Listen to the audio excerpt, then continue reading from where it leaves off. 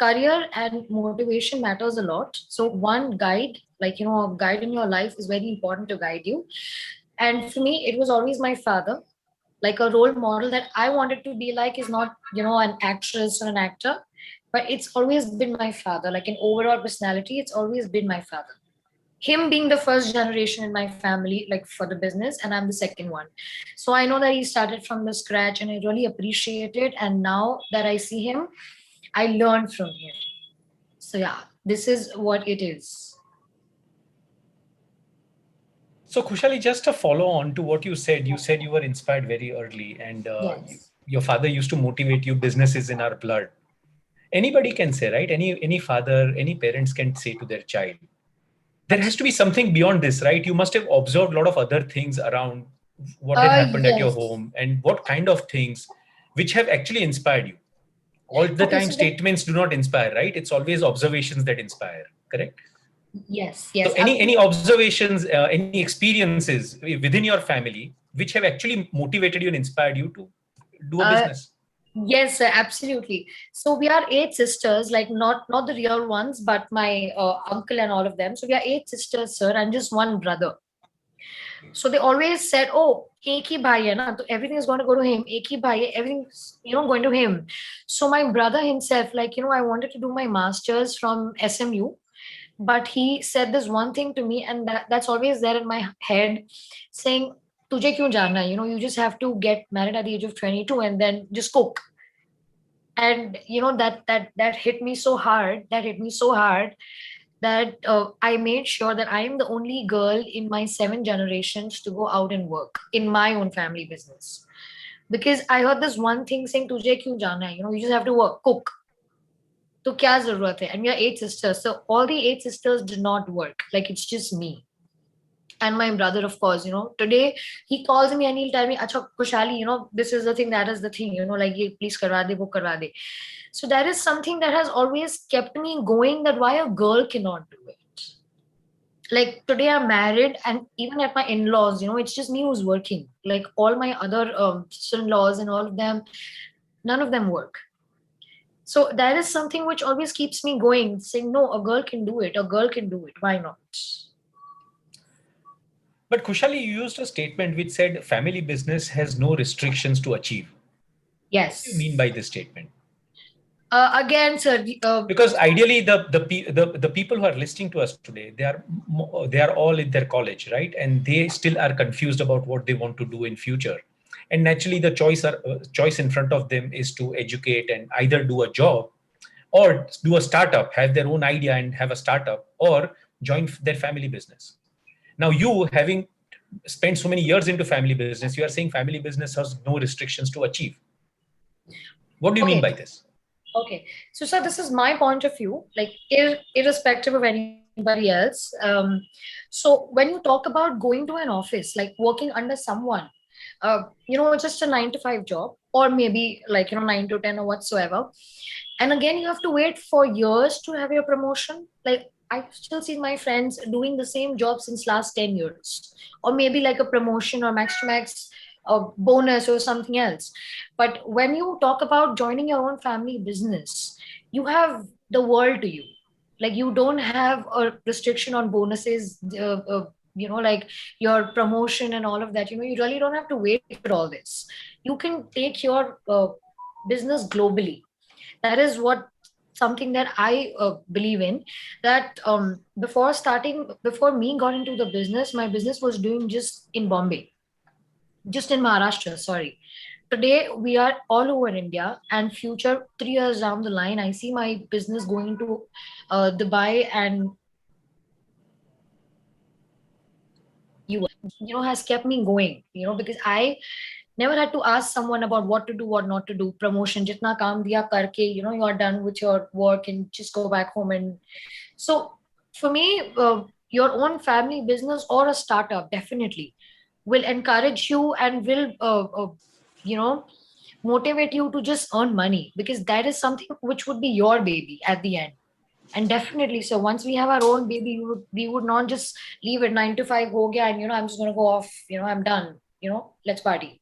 That's not going to happen. So I think, yeah, That's the reason that, I would say that a family business or a startup would definitely give you a global opportunity than a job. That's good to hear. Kushali's views are very clear that a business, a Yeah. family business or a startup, it's limitless. The growth is limitless. And she very firmly believes that, rather being a CA and CS and working for somebody else, why can't CAs and CSs work for us? Right? Yes, So are we absolutely. going to become job seekers or are we going to become job creators? And Kushali very firmly believes that, I want to become a job creator. And that's what has actually inspired her to join her family business. We have another interesting panelist, and her name is Surbhi Rao. And I know them very well. I know the whole family very well. Okay, because Surbhi's sister, they are two sisters, and they are into specialty chemical business, which is Narsipur Chemicals, which is near Mumbai at Navi Mumbai. They have a factory there, and they also live there. And it's very interesting story about these two sisters, how they are taking the metal from their father to run the family business, to work shoulder to shoulder with him, and to help him grow the business. So, Surbhi, good to have you here.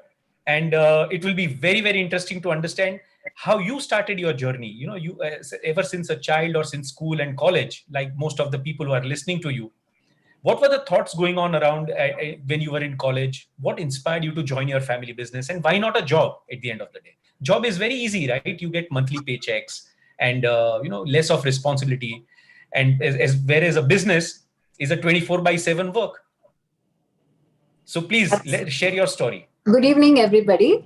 Hiten sir, I would like to actually go back pre-independence era because this is a family business and I would like to get the family into light.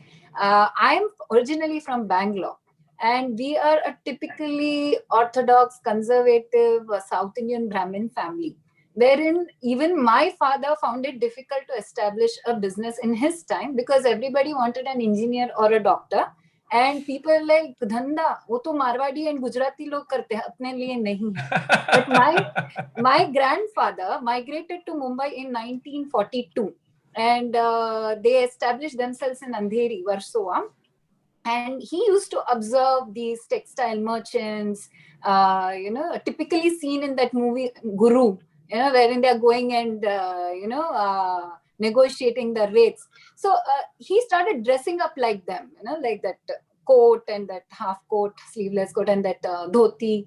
So he came from a background where he wanted to do business. He had a very comfortable central government job in a bank.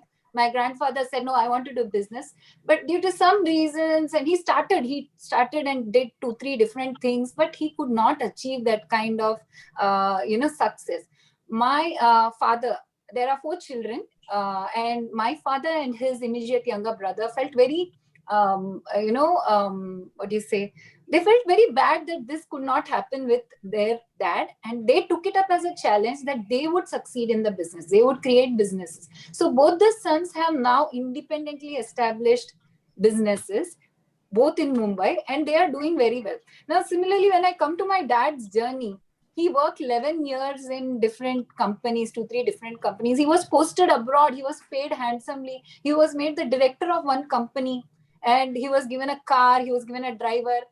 He got married to my mom. My mom enjoyed that luxury. But then 11th year passed and he says, no, I want to drop all this and start my own thing. My mother is worried. What will happen to us? The kid is small. I was, I think, 1.5, 2 years old. So it so happened that my dad took that challenge. He said, my father couldn't make it. I have to do it. And I'm going to jump into this no matter what and see it succeed. Initially it was terrible for him because he keeps telling me these stories, like I have grown up hearing this as my bedtime story, all his journeys and struggles. And he kept telling me, what the government, the land allotting authority is called MSFC in Mumbai, MSFC and MIDC. So these guys forced my dad to buy a 10,000 square feet plot in Navi Mumbai industrial area where he required only 1,000. And they said, you take it or leave it. So he had to invest heavily in it with no money. He borrowed heavily and with no idea, no plan. He had a vision that he wanted to do it by himself. But he had some products that he had developed while he was working elsewhere. But he said, I need to do it and jump into it. If they are not allowing me, I rather invest heavily and get into it and dekha jayega. But he was initially supplying to the textile industry, and the textile market in the 90s were terrible. We made heavy losses, and we fell into huge debt. This journey, I remember my dad had to sell the car. He had to forego all the amenities. We moved to a rented apartment in 1990s, and my sister was born then. I also remember I had to sleep at a neighbor's house for a week because my sister was severely sick, and my parents had to spend some time in the hospital with her. So all these things we have seen as a family, and I just feel that it has made us more stronger in terms of any calamity or any negative things that come across us. I think as a family we are better able to face it. So as the turnaround happened, my father tested some products for the livestock industry, the animal healthcare industry. These products were formulated as disinfectants, antimicrobial agents, and he used to travel by tempos and trucks to the outskirts of Mumbai, like Kane, then this Vadkhal Naka and Talegaon, and he used to actually hand deliver these cans and cartons to poultry farmers. So, and this was cash, against cash payment. So he slowly started recovering and slowly started fulfilling his debts, and he turned around the company. Although our company is about 31 years old, we actually started seeing profits and making money almost after 12 years of the birth of the company. My journey has been a little bit different. My mother always encouraged me to be independent. She is fierce. She's an Aquarian, and she's fierce. She loves her freedom. She fights for her rights. She's the one who's vocal in the family, and she has also groomed both of us, like me and my sister, to be that way. And she always said, you make your own money, don't depend on anybody in the future, neither your family nor your father nor your husband. You have to make your own money, because for every reason you don't need to go begging to somebody. If you want to spend, say, for a silly thing, it should be your money that you spend, not, you don't need to feel guilty because you're spending your father's or your husband's money. That which ways I had a very early inclination to make a lot of money very soon. And because also of the nature my father had, with the habit of savings, with the traditional savings account, PPF account, this moral obligation to have some money aside for myself was always there. But saying so, um, I was never very keen to get into the family business.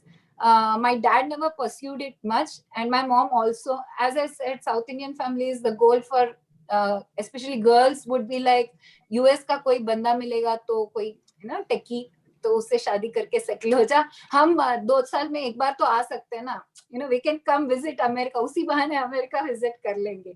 So my mom had those dreams. My dad had dreams that I should get into the business, but he was never vocal about it. He used to slyly say, I wish I had a son, maybe he would take up the business. And then my mom used to comment, what is the guarantee that you had a son and he would take up the business? He would say, no, I want to work in a bank or something like that. So you cannot guarantee that your son would take up the business. So don't have these aspirations. So when I was in college, I used to sit and cry, because that was the time when my dad started talking about the business with me. Oh, this is that. And I understood his intentions, that he wants me to be in the business, and I was still not ready. And I used to sit in college and cry. I was like, I don't want to do. And people used to ask me, what you want to do?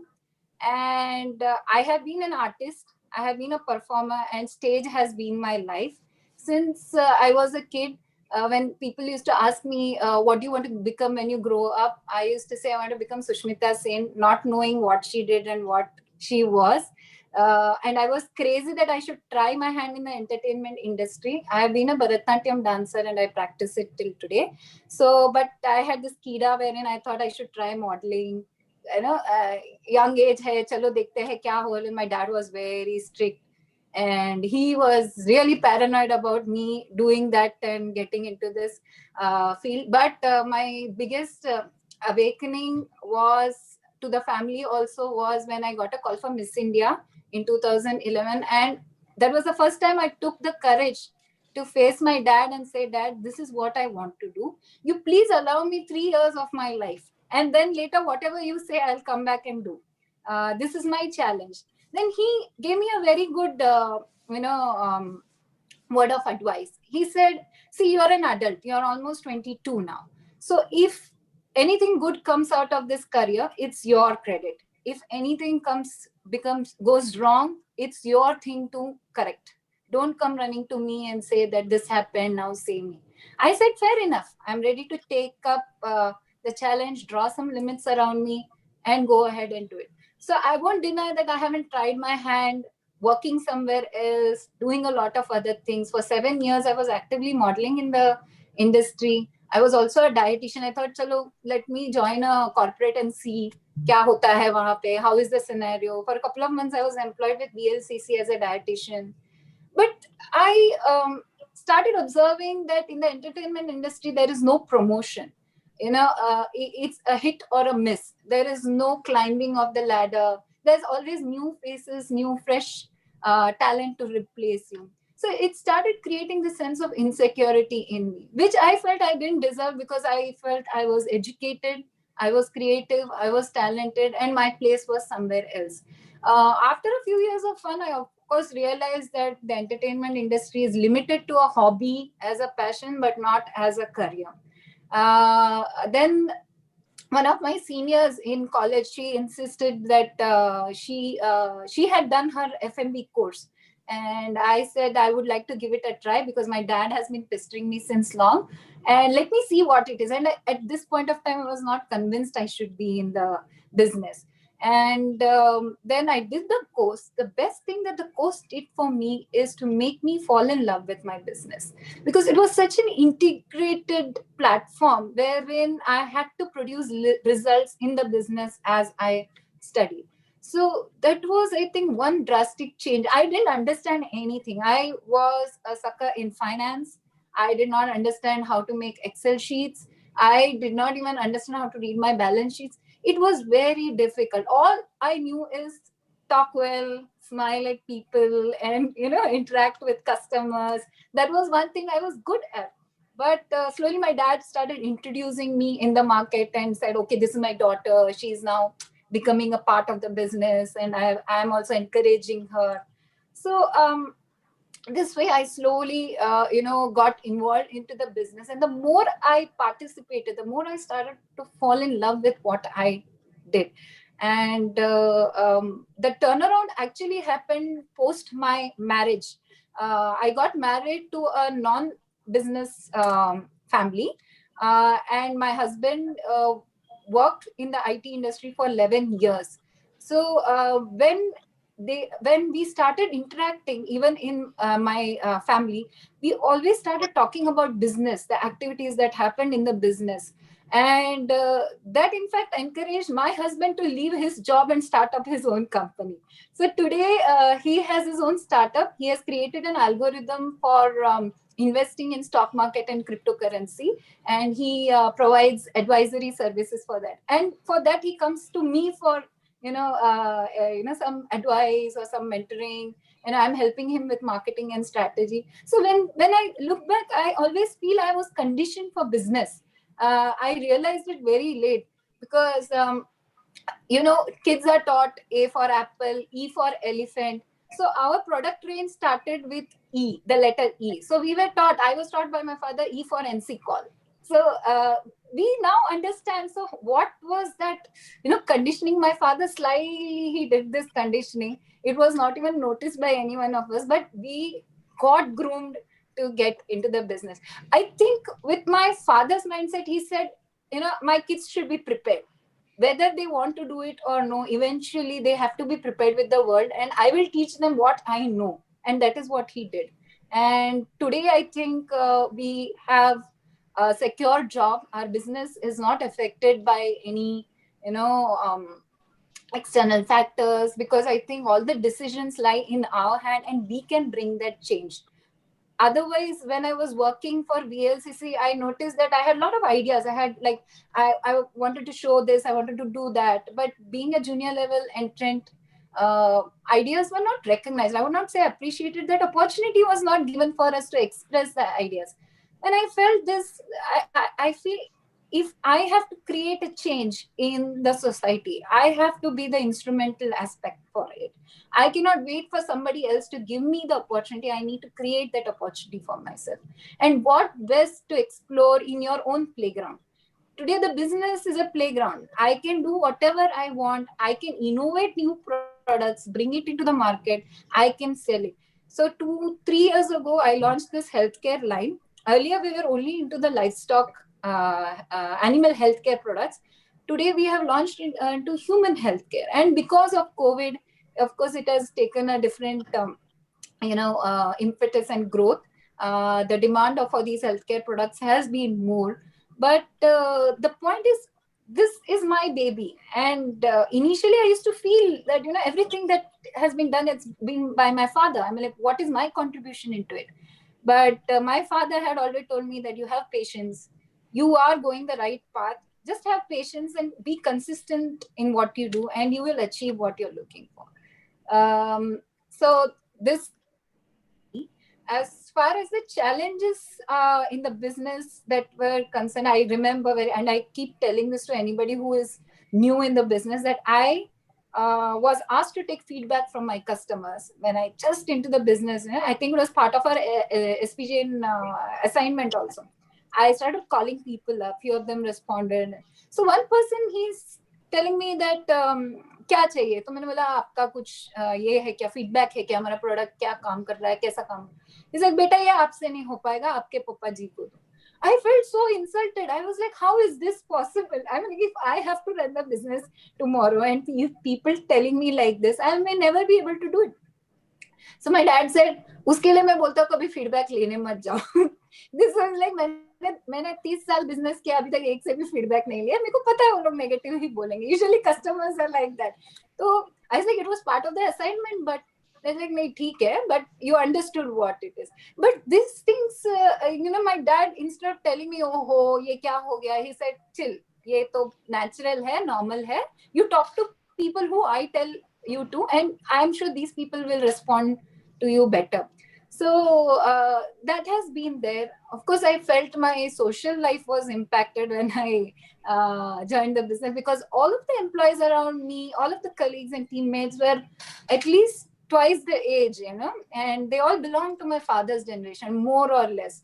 And I felt a little out of place. And there was a typical, feeling that maybe they will not take me in and they will not appreciate my ideas and all. But fortunately that never happened. They always looked to me as a child and a kid, but they always also included me in their activities. Today I have actively recruited 5 members of my team, and they're part of my team, and I'm proud to say that I have guided them, trained them, and I'm leading them today. Of course there are instances where they are sipping coffee and then they're gossiping and talking, and when I enter they stop talking. There's the difference is there between a boss and the employee. But I think wherever I am today, I am very proud of what I have done. I'm proud to be my father's daughter, and the biggest achievement is, like, my dad has stopped saying that he wished he could have a son, and I think Superb. He wished he could have a son. But Survi, I think you raised one very, very important point, and I think a lot of people who are listening to you, the young people, you raised this point, which is, you said that over a period of time when you were young, you realized that you were conditioned to join a business, right? How will somebody who's listening to you today will realize that what are they conditioned for? Are they conditioned to take up a job, or are they conditioned to do a startup, or are they conditioned to take up a family business? How would they know this? What will be your guidance and tip to them? It all starts with it all starts at home. Observe the talk around you. What do your parents talk about? What do your siblings talk about? Are they planning a future for you? Because I'm sure that my father carefully said, you take science only, you take this subject only, and I got convinced, you know. When I said I want to do BDS, I want to take up dentistry, he's like, nahi nahi nahi, usme paisa nahi hai, chhod de. He was very like negligent about my other career. And when I said, in fact, I said, okay, I had gotten admission in University of Sheffield, UK. I had an opportunity to study abroad. He was scared that if I went abroad, then the business would be left. So he was like, nahi, mere paas paise nahi hai, abhi mat ja. He may or may not have, but then he carefully, maneuvered me to follow similar path, and I'm happy that he did that. So observe what people are talking around you. Look for the kind of support, and I'm saying every person can be an entrepreneur. Every person can have their own business within their own right. Even I think selling pickles from home is a business, and you should not shy away from it. You should not say, oh my god, what I'm doing, meko to multi-million dollar karna hai. It is not about that target. It is about you loving what you do. If you feel that you can even sell papad and pickles at home, I think you should, because the joy and satisfaction in doing that is much greater, for me at least, than working for somebody else. But And your you say parents, that the joy and satisfaction, but also let us push back to what you mentioned. You mentioned that your father actually incurred a huge loss, and it was a very tough time for the entire family. He had to sell off all his assets, and I think that's uh, one big, I would say, fear most of the youngsters have today in starting a business. They are always extremely fearful. They don't want to take that risk, and this actually damages their risk taking ability. How would you explain somebody who has this fear in mind that, what if I do a business job, at least I'm secured, I have monthly income, I'm not going to be at a loss. But if I do a business, if I it's a risk, it doesn't work out, I'm going to make a loss, and it's going to damage my entire career. How would you balance out this risk reward situation? I would like to take a few points from my father's life experience. He felt he should have started small. Don't start big. There is no need to invest, go all in into it. In fact, you can even manage a job and start doing the same, and slowly transition from a job to a business. That is also possible. And secondly, there's a lot of help around, available around. Banks are ready to give loans to startups, and but what you have to ensure that is you're consistent in your performance. It doesn't mean that you have to achieve results consistently, but you have to work hard consistently. You have to have the dream to make it in this or die with it. That was what my dad did. And you would say he went through a troubled times, but the biggest learning is also he got through it, and he came back successful. So why are we always looking at which is negative? If we keep trying and if we keep hitting the nail, of course someday or the other it is going to go inside the wall. Very, So very, all very well said. yeah, Be persistent. Dar ke aage jeet hai, what we listen quite often. exactly, And it's exactly. precisely the point. Dar ke aage jeet hai. And that's what entrepreneurship, that's what business, that's what startup is all about. You believe in your idea, believe in yourself, be consistent with it, try to overcome all the challenges, and you will succeed. And that brings us to the next panelist for the day, which is Payal Gupta. And something very interesting, she is different from these other two panelists in the sense she had an idea and she had a startup, something that a lot of you must be interested in. That you have an idea, you want to incubate that idea, give it a business idea, make it commercial. That's what Payal has done. And the beauty about her is that she has done this along with her husband. So husband and wife today, together, shoulder to shoulder, run this business, a very, very successful business. Started just by with 4 people, today is 150 people. Highly inspirational. Payal, please, it would be great to hear your story. Thank you, sir, for the wonderful introduction. I really enjoyed hearing the other two panelists. I think they had a very, very interesting journey, lot to learn from. Uh, Good afternoon, everyone. My name is Payal Gupta, and I'm the co-founder of Technotrope Systems, which is based in Mumbai. I have done my schooling from Mumbai, brought up in Mumbai itself.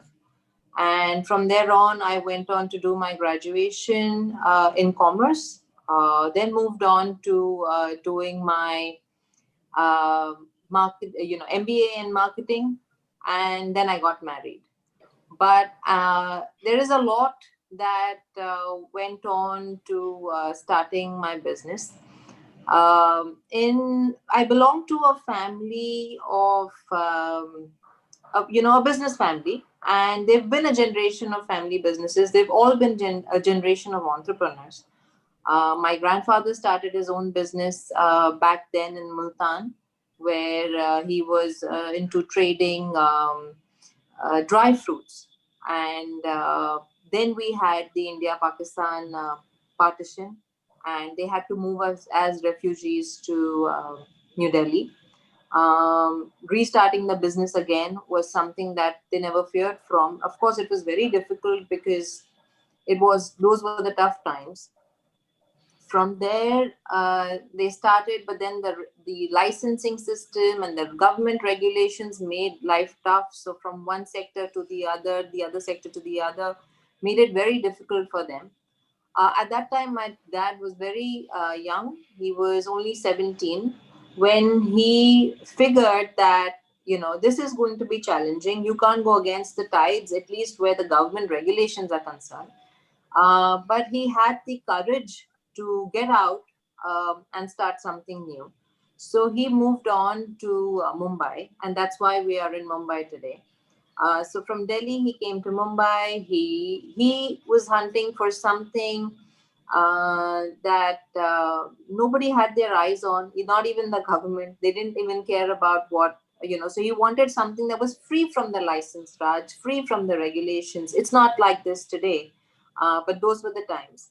So interesting to know how he identified an opportunity into recycling of waste, recycling of plastic waste. That's something that nobody was interested in.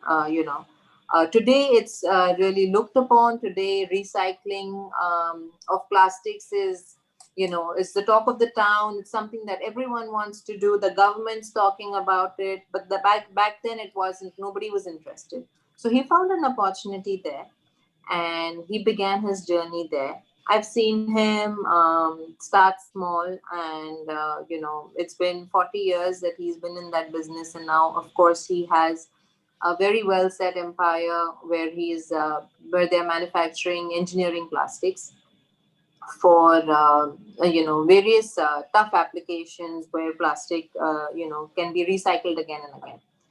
So in my childhood, my journey, I have seen the entrepreneurs in my family. I have seen my father has been my mentor. My mother, on the other hand, comes from a service background where her father was into, government service where they had beautiful luxuries of, the government facilities, big houses, very good healthcare facilities, very good health. And she got married into a business family, not knowing what kind of challenges she's going to face. So I think I always tell my mom, I think you invested in a potential rather than, going on for someone who already had all the luxuries of life that you were enjoying. So when she got married, I'm sure she had no idea of what she's going into.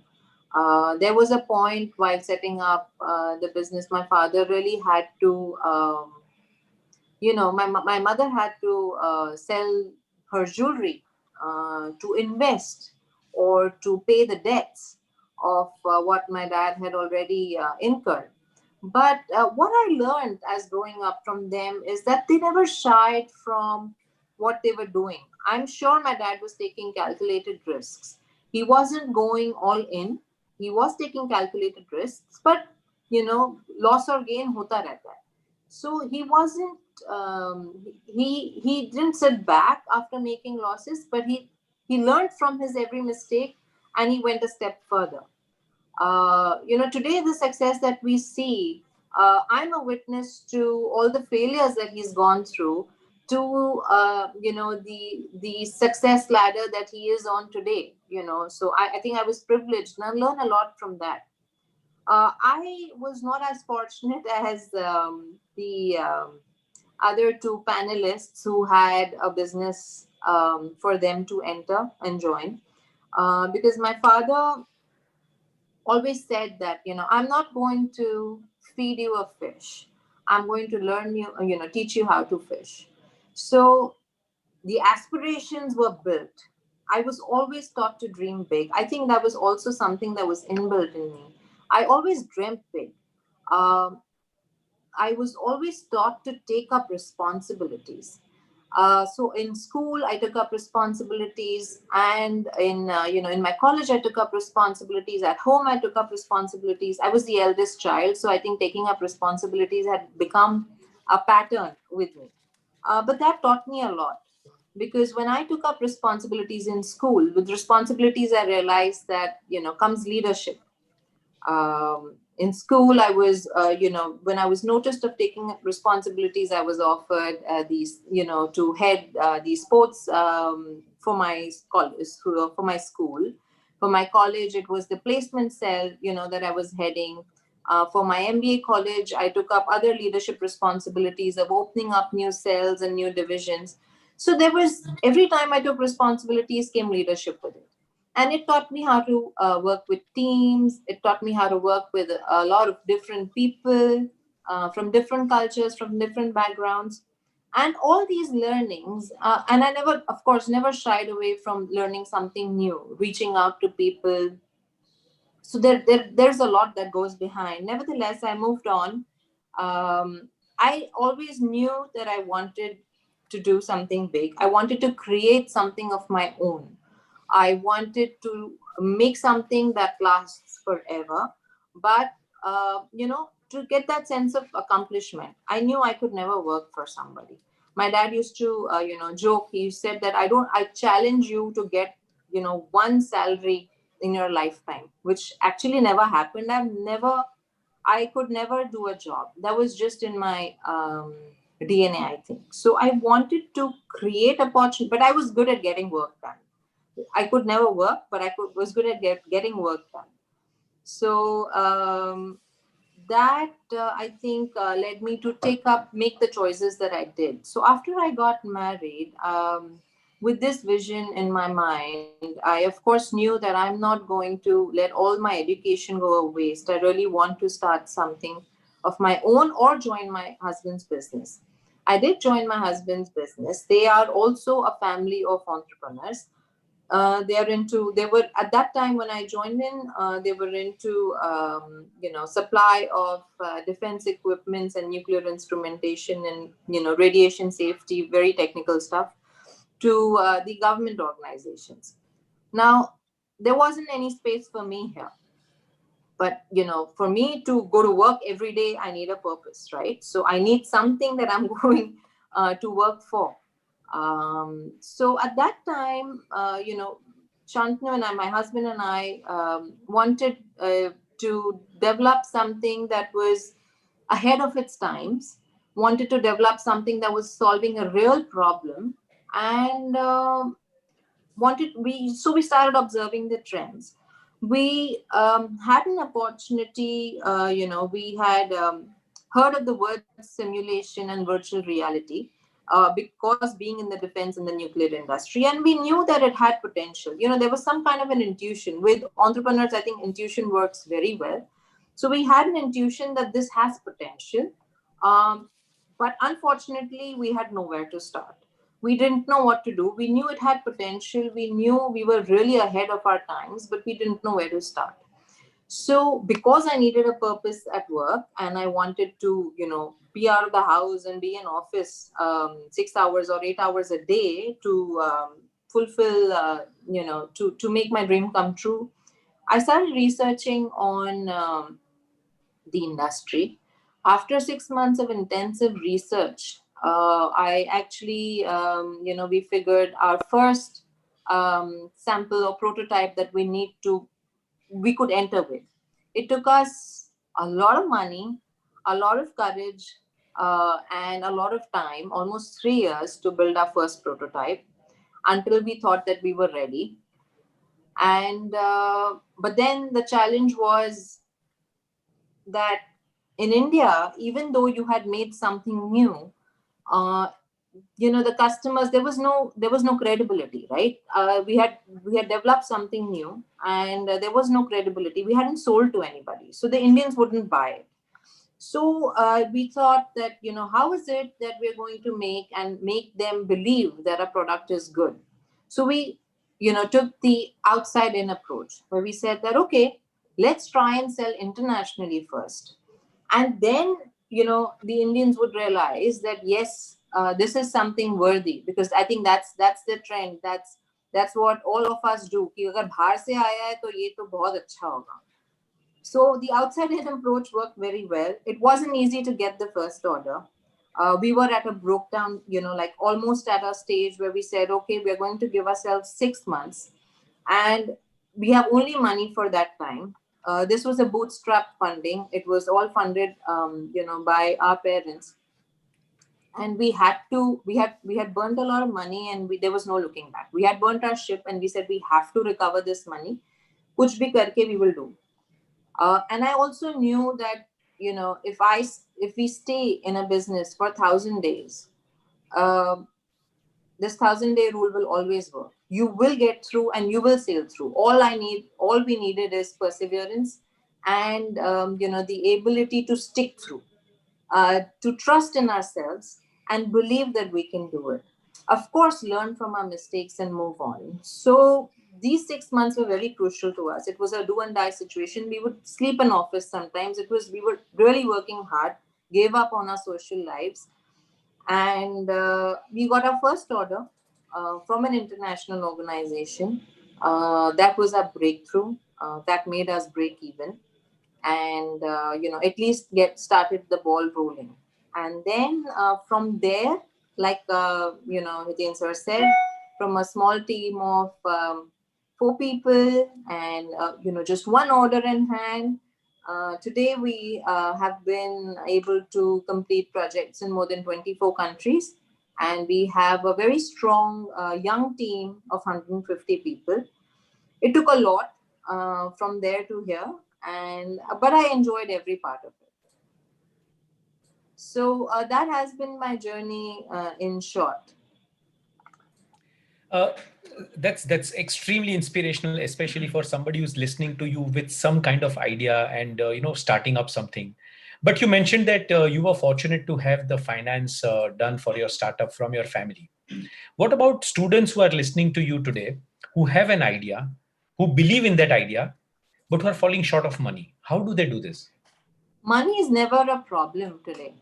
When we studied in college, I actually went on to study after I had my 2 children, and I learned a lot. I learn every minute. So I have realized that money is not a problem. Money is out there. All you need is a great idea, and the belief in yourself, and the conviction that you are able to solve a real problem, an idea that is solving a real problem. If that's something you have, I think money is in abundance. There are so many investors, so many angel investors that are ready to invest in great ideas. I don't think that's a problem that you can face today. At that time we didn't know, but today it's different. I think the youth is more privileged. So I think, guys, all of you who are listening to this, who have an idea, who want to have a startup, here's some very interesting words coming from Payal Gupta, who says that money is in abundance. Money is actually not a problem. It's not a restricting factor. You need to have an idea which can genuinely solve a problem. And coming to that part, Payal, my last question to you on the genuineness of solving a problem. Most of the startups, most of these young, extremely energetic, enthusiastic people who are listening to you, for them, the startup is business एक खड़ा कर देंगे, 2-3 साल में valuation create करके बेच देंगे. So what do you look at this entire situation? Is it starting actually a business with a view to selling it out at a high valuation, or is it genuinely solving a problem? Would you like to respond to this? See, different people have different perspectives and ideas on this. It's always, see, in business, you're there to make money. No doubts on that. You need to solve a problem, but it has to make money. You're not doing charity there, right? So you better make money. If you're not making money, you're not in business. But I don't think money should be the motive of beginning a business. Because if that's the case, then it's not going to go a long way. I've seen businesses that, if you only look at margins, then it's not something that will take you a long way. If you really want to build a good business, of course, which would get you very good valuations, the unicorns that we have today weren't started with the idea of money in mind. They built a strong business, they solved a real problem, and money just followed, right? So I think money will follow if you have a great idea. That's not something that the youngsters should begin their journey with. That's my ideology. Yeah. Yes, I think very, very well said. And so, three different panelists, three different viewpoints, but all have some things in common. So, for instance, Khushali, she is saying that family business has no limits to achievement and growth. At the same time, Surbhi, she's mentioning that entrepreneurship is about risk taking, but you need to be careful. You need to have very calculated risk. You don't go all in at one point in time. You don't burn out that quickly. And then we have Payal, who says that if you want to dream big, business is the only way to achieve those dreams. So I think that's on a great note. I'm sure you must have learned a lot from the experiences shared by our panelists.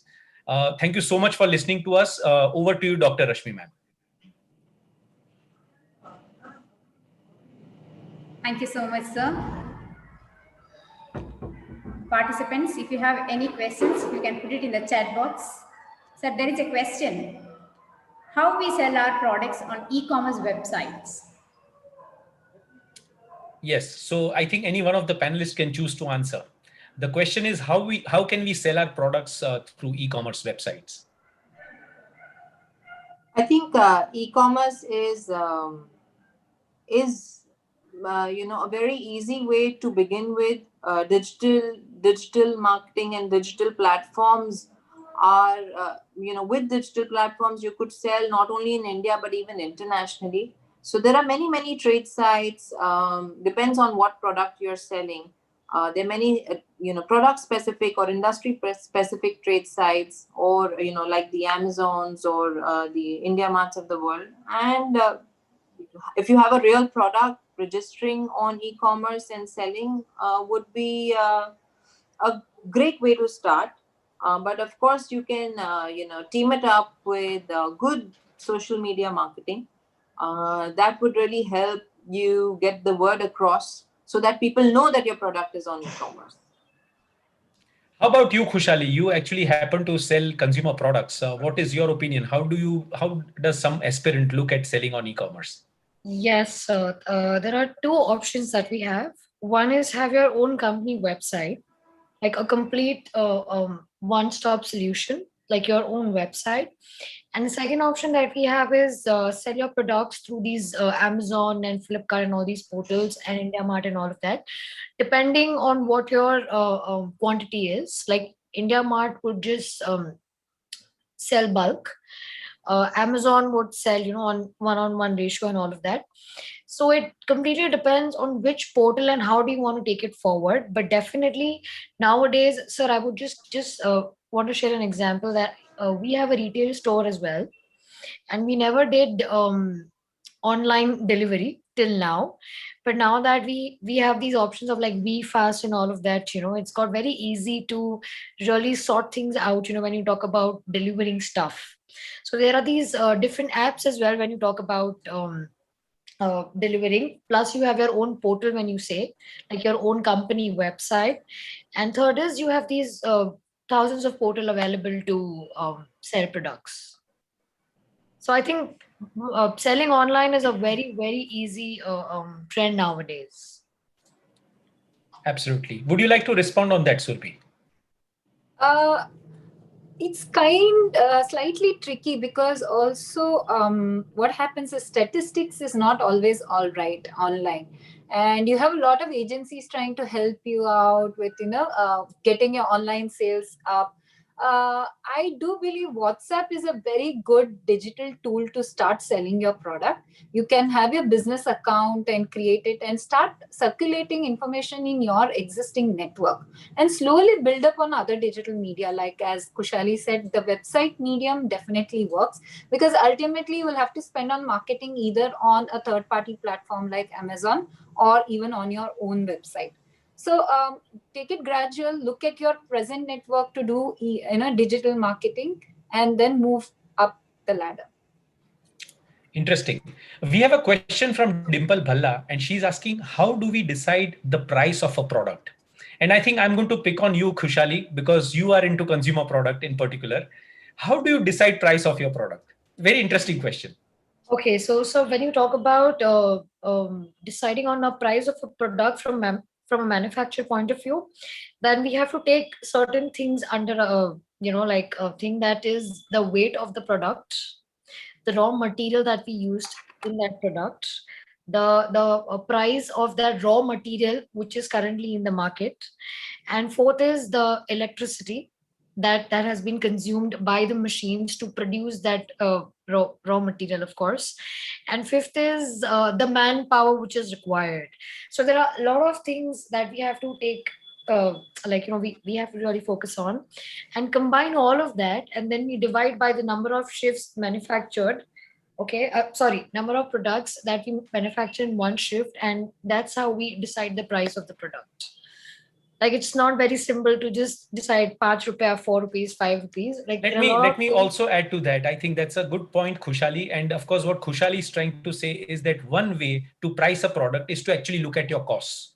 Okay, you Exactly add my up all point. your costs and then you add a Yes. profit. But then there's All another way to price a product, which is okay. how much value is it creating for the customer? Does the customer find very high value in your product? And if that is the case, you don't look at your cost. You can make more money. And I think Payal was very open in saying that we are not here for charity, right? We are here to make money. Absolutely, And absolutely. if your product or your service makes extremely high, creates very high value for your customer, look at Starbucks, right? A 250 rupees or 300 rupees cup of coffee, and we spend it so happily, where we know that we can get a full bottle of coffee and consume it at home for 15 to 20 days because it's the value. So I think the answer lies in both. One could be cost And the based experience costing as and well. pricing, and the other one is value based costing. A good question. This is an interesting question, and I think Payal, I would want you to respond to this. It's from Varun S. He's saying that I have a startup idea. I'm looking for investors. And his dilemma is that if I approach an angel investor, will the fact that I'm a student affect my credibility? I think this is something very interesting. He has a fear in his mind. I don't think so. What's his name? Sorry, Vishal, right? It's Varun S. Varun. Varun, I don't think being a student should be a deterrent or to, going to an angel investor. There are lots of investors out there who are looking at bright ideas to, invest in. As long as you have the conviction in yourself and you can pen down your business plan, if you can write it, you can do it as well. So if you have a journey penned down, and if you have the conviction of and the belief in your idea, and if you think it really solves the problem, please go out there and explore. What will happen maximum? You won't get the investment, but at least you'll know what's wrong in your idea, right? So Fantastic. don't be fearful of reaching out to people. Take that step. At least you've moved a step forward. Every failure will teach you something. So I think there's no harm. Just go out there. In fact, Absolutely. I would like to add something, Varun, that investors are looking for younger blood because you guys have much more higher risk taking ability than a 30-year-old or a 40-year-old. Very So well don't said. Very well shy said. from asking for help. So next question is from Shirley, and I think Surbi, I want you to respond to this because you made some comments on this particular type of question, which is how do we figure out, we being a student starting our career with startup, whether startup is the best decision? You mentioned something about you will get to understand, what is comfortable to you, and you'll understand your way of going forward. How do you explain this situation? I didn't get the question, sir. I didn't Okay, so the understand. question from Shirley is, how do we figure out as a student whether starting our career with a startup is the best decision, or join a business, or take up a job.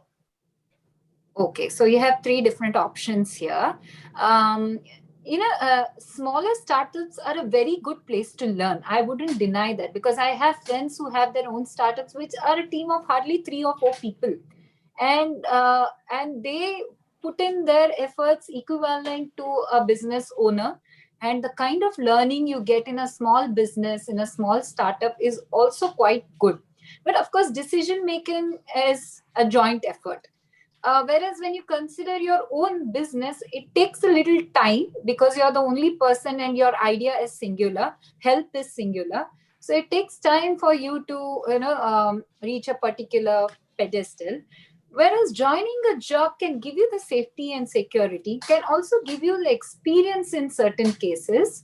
Uh, but it all depends on what you want to do in the end. I have a friend who said that who has a family business, and he denied entry into, well, he denied being a part of it, because he felt that he was made to work throughout his life. He was meant to be employed. So it's all depending on your interests. There are different learnings in every journey, and you cannot negate one aspect to the other. And me being a part of all three, in fact, I feel there is good learning in everything, but finally you need to settle down on one thing and take it ahead. Well said. And there's this question from Rajesh M. Probably, Payal, you may like to answer to this. Rajesh is asking, what are the factors considered by investors or financiers to finance somebody's idea or a project? Also, what are the sources of funding?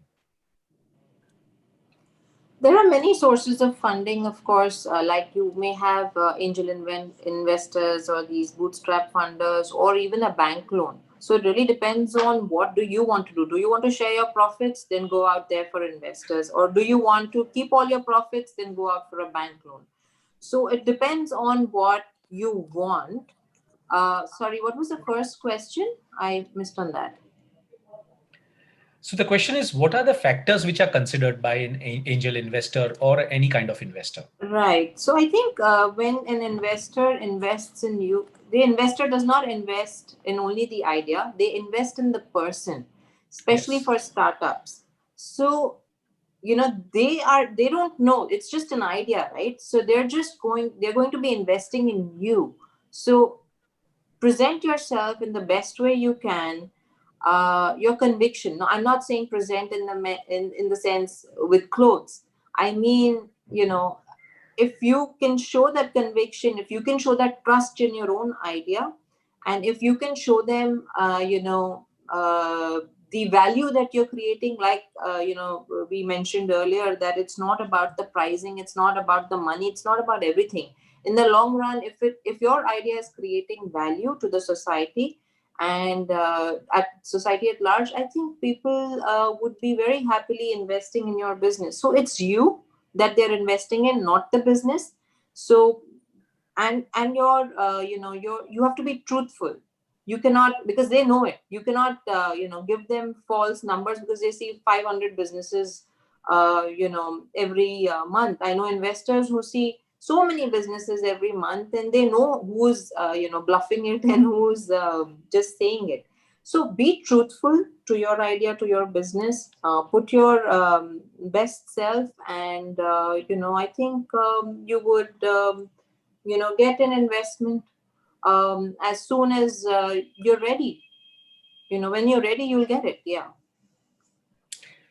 I think that's a good response. Shruti Lahoti, she's asking this question, and I think, Kushal, you will be the right person to respond to this, is, do as advertisements and marketing make your products more valuable? Yes, they do, absolutely. But the most important thing in your like in the business world is the product quality first, and the experience that we give our customers, because marketing and advertisements would make your customers buy your product once or maybe twice if it's good looking, and if you have endorsed these film stars and all of that. But if your product really doesn't work with, it's not working well with them, the third time you spending a lot of money on these advertisements and marketing will not really matter.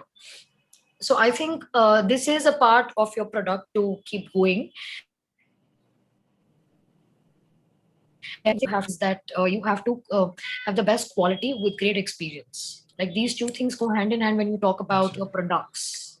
Absolutely. So what Khushali is trying to respond to the question is that yes, of course they do matter and they matter a lot, but it's not the only end. You know, Yeah. the quality matters. The right kind of, it has to be backed with the right kind of quality. This is an interesting question, and probably Surbhi, you may like to respond to this because you are into chemical and specialty chemical field. And this question is, it's a ask that Atmanirbhar scheme of government, will it help new entrepreneurs? And the reason I'm posing this question to you is there are a lot of things happening in your sector, chemical sector. Yes. The tailwinds from China, which are actually helping your business grow, right? So will this Atmanirbhar scheme help young entrepreneurs, and in what way? Um, Definitely This it this will, question is but coming let me. from Nagraj Gunda Gadagi. I'm Okay. sorry if I've not pronounced it correctly. Nagraj, see, it will help, but in most cases, it's a lot of paperwork. If you're dealing with the government, let me be honest, it's a lot and lot of paperwork. You'll be spending more time and money doing that paperwork than getting those schemes in hand. We had faced this situation where we had that extra, percentage credit in our for our working capital, and for that, it was hardly amounted to a few lakhs, and this was during the COVID period that they had given us some incentives. The government were offering some financial schemes and all those things. So we had to spend more amount of time in signing those 21 odd documents, sending it to the bank, getting it approved. Then actually, in fact, we could put in our own money, not that we didn't have the money to spend. So be very careful about what schemes you choose until and unless you actually need it very desperately, then only go. For startups, I do believe, because you have an idea and you're still working out it, these schemes will definitely work. And Atmanirbhar Bharat, I have not personally experimented with it. I have not seen what it is. But if you have the time, I would suggest please go for it. But read the, what do you say, the small typo very carefully, or the hidden terms and conditions very carefully. Be very careful with all these schemes. Right. I think it's already 5:26, Dr. Rashmi ma'am. And can I take the last question? So, Okay. fine. So the last question is from Yash Kothari, which I would like to take, which is, and probably any one of you, Payal, probably you would like to answer is, how could we find good investor for my startup by looking forward in digital media, or there is any institution which look into our idea and then decide whether to invest or not? There are lots of angel investors available on LinkedIn who say that so LinkedIn could be a good platform to reach out to people and start small. There are also small organizations. There are communities, actually, virtual VC circle. There are venture capitalists communities where you could be a part of as, and put up your idea. There are also platforms like Your Story, where you could put up your story. Somebody could be interested. So really, you'll need to try to do different things. See where you can generate an interest. Somebody out there would be definitely interested if your idea is great. But I suggest try different platforms. See where you can generate an interest, and of course, reach out to people saying that you are looking for some kind of funding. So yeah, that should work. Yes, I hope that answers your question, Yash Kothari. And with that, I think we will like to bring an end to the Q&A session. Thank you so much for being here, and I will I will request Dr. Rashmi ma'am to take over. Yeah, thank you, sir. We have come to the end of the session. No duty is more urgent than that of returning thanks. Good evening, one and all. I, Dr. Rashmi, Assistant Professor in Commerce. It is my privilege and honor to propose a vote of thanks and acknowledge the moderators as well as the panelists. I am very grateful to Professor Hitan Chedda for being a wonderful moderator. The elegance and the thought and interpretation of everything, I need to mention my deep sense of appreciation. Thank you, sir. Thank you. Pleasure. Thank you. My heartfelt thanks to eminent speakers and panelists, Ms. Surabhi Rao, Ms. Payal Gupta, and Ms. Kushali Chitta for sharing their entrepreneurial journey, which empowered and enlightened the young minds. All you reminded all of us to come out of our comfort zone and to experience new things, which will be the best way to learn. Thank you, ma'am. Thank you for sharing your expertise and experience with us. We appreciate all your patience. Hats off to that, ma'am. Thank you. I extend my gratitude to Sujata Roy, Program Director, AIFMB, for supporting us in organizing this event. Thank you, ma'am. I take pleasure in thanking our beloved Principal, Reverend Dr. Thomas Thenadiel, and Vice Principal, Reverend Father Abraham PJ, for a constant source of support for all the programs organized by us. Thank you, dear fathers. Special thanks to IQAC coordinator, SCC, ICC members, and ESL members for coordinating with all to make this panel discussion happen successfully. Thank you, dear friends. My deep sense of gratitude to all the participants from various places for active participation in this session. Your enthusiasm motivates us to conduct furthermore programs of this kind. Thank you, dear participants. I remain. Thank you once again. Thank you so much. Thank Thank you. you. Thank you. And I think it's very heartening, Dr. Rashmi ma'am, to say that from the questions I could figure out that there are so many people who have this entrepreneurial bug in them, who actually want to have a startup or who are thinking of business in some or the other way. And I think that's very, very heartening and gratifying. Thank you so much, sir. Thank you, dear ma'ams. Thank you so much. Thank you so much, and all the best to all the budding entrepreneurs. Hope you find success and believe in your dreams. Go for it. Believe in your dreams. Go for it. All right. Kushali, Yes, sir. last word. Thank you very much. Like it was a great pleasure to actually face a lot of questions from the students, and it feels good to know that there are a lot of out there who actually have this like the a fire in them to do something in life. So guys, go for it. Don't ever give up.